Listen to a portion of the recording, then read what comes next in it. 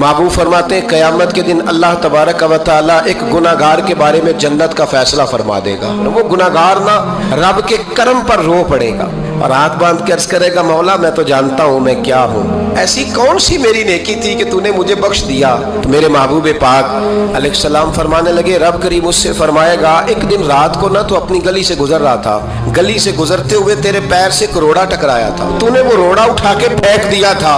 क्यों फेंका था?